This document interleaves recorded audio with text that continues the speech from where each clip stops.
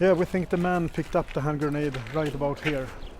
And then he and his wife walked off for like 30 meters and the grenade exploded at the fourth lamppost over there. And he was killed? Yes, he was killed. A grenade attack in Sweden? That seems very unusual. It's not unusual, unfortunately, but it's here now. Sweden! Who would believe this? Sweden! Gang-related crime in Sweden is rising, and for many on the right, it's being used as a case study of how migration policy can go horribly wrong. Do you feel that Sweden's being fought over at all? Oh yes. Oh yes. I mean, it's very clear that Sweden is a symbol. Sweden has been a very provocative example for many on the right side of the political spectrum. A suggestion the other day that you should have tougher sentences for crimes committed in no-go zones. That's like apartheid rules. The way that the left and the right paint Sweden is very different. The left sees Sweden as a paragon of social justice and liberal democracy, and the right views Sweden as a place where political correctness and an open-door policy to migration has led to social chaos. Sweden has become a global battlefield of ideology. Sweden is a safe country by relative standards, but certain types of crime are on the rise here. In the last 2 years, over 50 hand grenades were detonated in Sweden, like this attack on a police station in Malmo in January. It's an astonishing number for a country not at war. Sweden doesn't publish the data on the ethnicities of perpetrators, but police tell me the grenades are used by gangs who are mainly drawn from high immigrant areas of Sweden's cities. And these are from the ball bearings? Yes, ball bearings, yes. From the grenade. Rainer Bergland attended the aftermath of a grenade that exploded in Vårby in southern Stockholm in January. A man picked it up while cycling home. Police think he may have thought it was a toy. He died at the scene.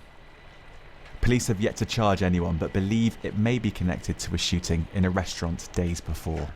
Do you feel safe here? I feel safe when I work, but we think about our tactics, how we park our cars, and we stay together. Over the years, people have thrown rocks, Molotov cocktails, stuff like that. So where from? From the upper side here. From up there? Yes, from the subway. So you've got stones, you've got Molotov cocktails, you've got grenades. It doesn't sound like Sweden, does it? No, and this is not the only place in Sweden. It's like that. Do you think this is a no-go zone? No-go zone for the police, but I know the term is used by people. Because a lot of people, particularly in the right-wing media, say that the police don't go into places in Stockholm and Malmo and Gothenburg. No, it's not right. It's almost the opposite. You call it a no-go zone, we are here all the time. Police say that the grenades are old stock, left over from fighting in the former Yugoslavia and smuggled across Europe. They're now so common that their street value is absurdly cheap. This and this together, they're 200 kroners, and that is the same price as a grenade in Stockholm. Part of the discourse in Sweden surrounding these attacks and an increase in other violent crimes like shootings is immigration policy. During the European migrant crisis, the Swedes took in per capita the highest number of migrants. Paulina Neuding is a right-of-centre journalist and editor at the website Capita. Journalism for adults is how she describes it. And for her, it's very clear that crime and migration are linked.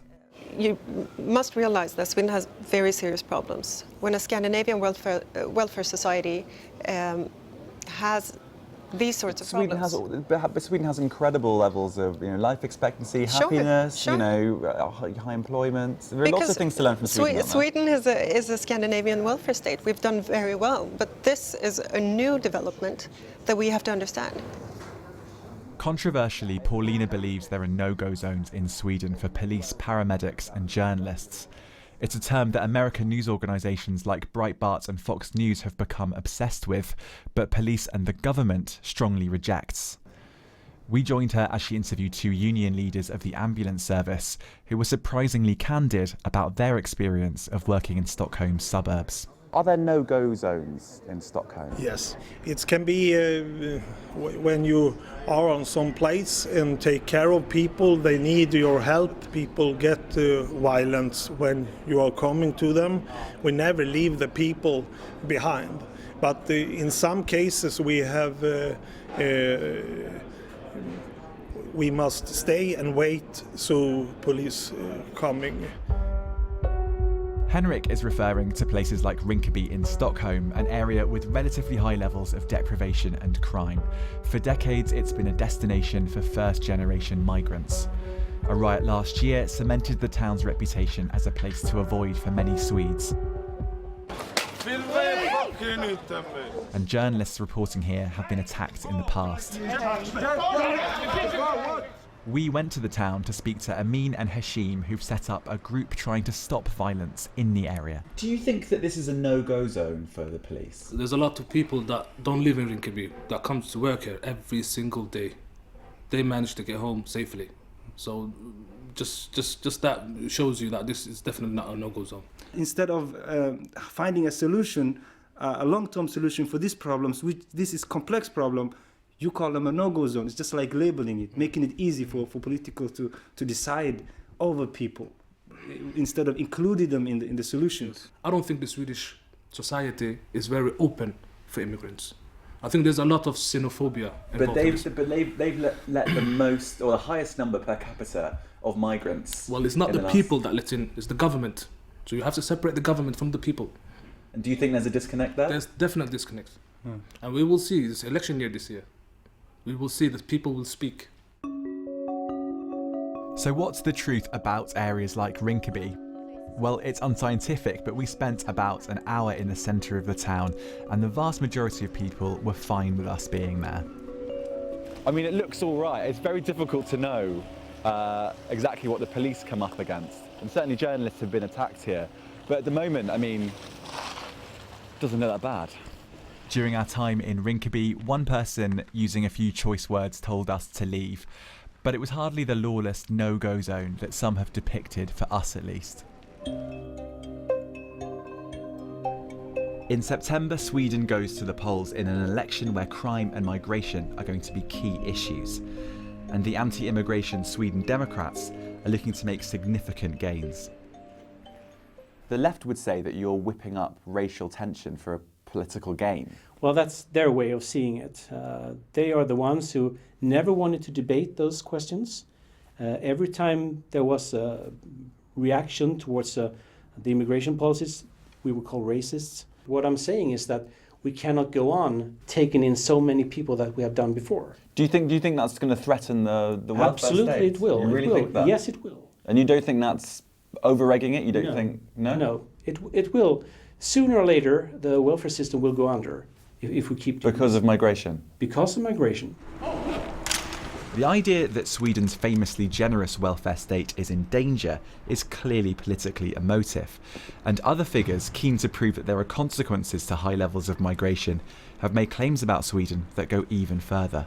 Pro rata, Sweden have taken more young male migrants than any other country in Europe, and there has been a dramatic rise in sexual crime in Sweden, so much so that Malmo is now the rape capital of Europe, and some argue even the rape capital of perhaps the world. Okay, but Criminologists say that this is wrong and that the number of rapes has remained fairly steady over the last 10 years. There are also intrinsic problems with international comparisons. Nigel Farage said that Malmo was now the rape capital of Europe. Is that fair? no, I don't think it's fair. It's because of the environment in Sweden. We work to help women report these rapes, and maybe we just succeed better than other countries. Do you think that some people are using statistics to, in certain ways, for political ends? I know they do.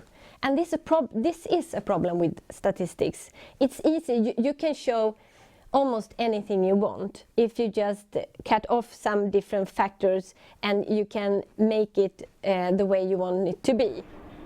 But just as some have overplayed Sweden's problems, it's also evident that other legitimate concerns about migration and integration haven't always been taken seriously by the mainstream political parties. Sweden's Minister for Home Affairs, Morgan Johansson, was the immigration minister during the migrant crisis. Some people blame the number of migrants that Sweden have let in the last 5 years. Do you think there's any link to that policy and the crime rates increasing? Well, I certainly don't see that link when I'm looking at the Swedish prisons or custodies. I mean, 1% of the population in our Swedish prisons are Syrians. 1% is from Afghanistan. The people who are causing problem for us today, the vast majority of them are born in Sweden. And that's not an issue of migration, that's an issue of integration. But I also say that there is a political agenda mostly from the political right abroad and globally to use problems in Sweden as a way of saying don't accept migrants, don't have that kind of open-hearted policies that Sweden has been known for. Sweden divides opinion. It's a well-run country and its economy is booming, but it's also become the target for many on the right who want to prove that mass migration cannot work. The Sweden example doesn't quite show that, but it does illustrate that even well-organised countries can still struggle with integration.